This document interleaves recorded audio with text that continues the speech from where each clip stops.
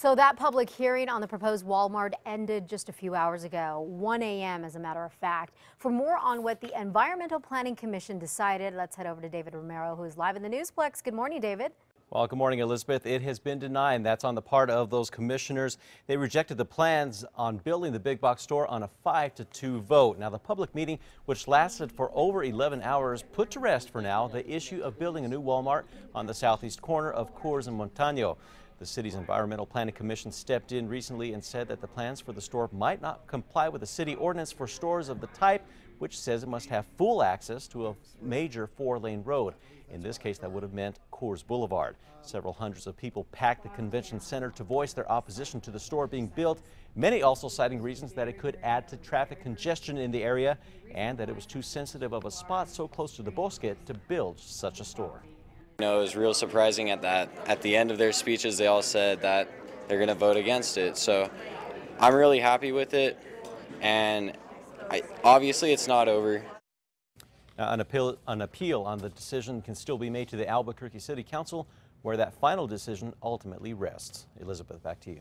Okay, David, thank you for following that. By the way, Walmart developers said that the store could have brought at least 250 new jobs to the area.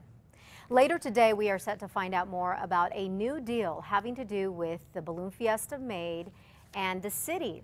We are told that the Fiesta is being asked to pay more to use the Balloon Fiesta park. Now, the city provides police and firefighters and spend millions to maintain the park.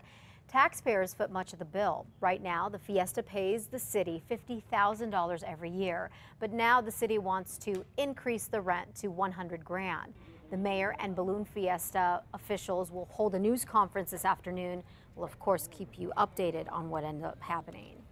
The state is giving big bonuses to New Mexico's best schools. However, some critics argue that that's backwards and that the state should be giving the extra money to the schools that don't do well for help. Right now, schools that receive the top grade in the state's A through F grading system and those that improve by at least 2-letter grades split $1.7 million. This is our opportunity to say, great job, teachers and school leaders across our state. However, critics say it should be the opposite, that struggling schools should be the ones that get the extra money. Education Secretary Hannah Scandera says millions are already going to help D and F schools as well. And this morning, teachers not very happy. We have learned that APS Superintendent Winston Brooks has given 3 of his top administrators $7,700 in raises, while teachers have not had a raise in 4 years. Brooks is out of town, but school board president Paula Maez said yesterday that the raises are fair. She says the administrators have taken on the work of other administrators who have left and have not been replaced. A Bernalillo County deputy who lost her battle with cancer will be laid to rest today. Deputy Daphne Garcia died on Monday. She was diagnosed with skin cancer a year ago. Cancer eventually spread to her other major organs. Her funeral will be held at St. Teresa on Mildred in northwest Albuquerque this morning at 9:30. She will be buried at Mount Calvary on Edith Northeast. A gunman, or I should say a man accused of gunning down the son of a state lawmaker, is still sitting in jail this morning. 31-year-old Jesse Chavez is in custody. He's accused of shooting Ralph Chavez, the son of State Representative Ernest Chavez. The criminal complaint states that the victim was shot when he found the suspect in a bedroom in his South Valley house. It also states that the suspect, Jesse Chavez, was a drug dealer and that there was evidence of drugs in the victim's home at the time of the murder. By the way, the victim and the suspect are not related. A man convicted of beating a woman to death with a stone is expected to learn his fate in court later today. Truitt Thomas was found guilty last month in the murder of Guadalupe Ashford back in 2010. Her body was found in a parking lot in northeast Albuquerque. Cops say they found Thomas's DNA on the paving stone used to kill the victim.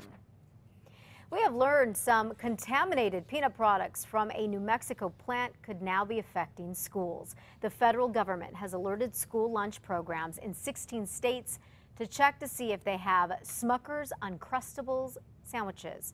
They may be contain the peanut butter from the Sunland Incorporated plant that is in Portales. Now, those sandwiches are part of the ongoing recall and should not be served.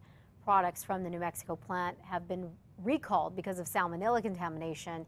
It's made 35 people sick in 19 states.